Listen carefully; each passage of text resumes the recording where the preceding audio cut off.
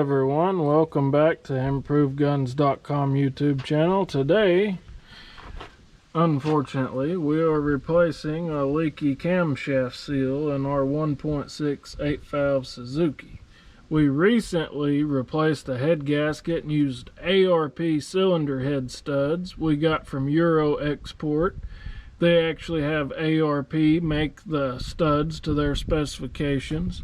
So if you've got a Suzuki application and you're wanting some ARP cylinder head studs, or other hardware for that matter, check out Euro Export. They're in Florida, fast shipping.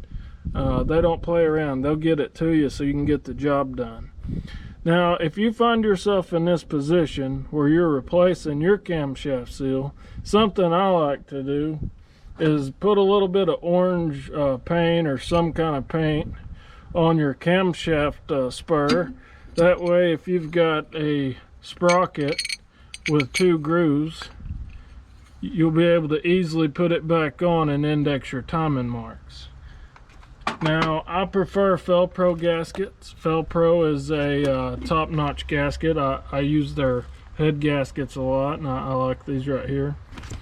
You know, so in theory, this seal should just pop right out. We'll use a little bit of motor oil on the new one, and we'll press it right in there. You know, and according to the Chilton manual, the torque spec is 41 to 46 foot-pounds on the cam sprocket retaining nut. And you do want to use a little bit of thread locker on that, something like the blue Loctite. You know, but we've done several modifications to this car except replace that seal. So hopefully after we get this replaced, we won't have any more trouble for a while, at least till after deer season's over. So you know, stay tuned for more videos. Hopefully this helps.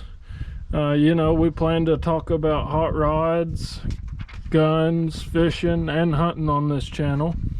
A little something different than our previous content, but stay tuned for more videos.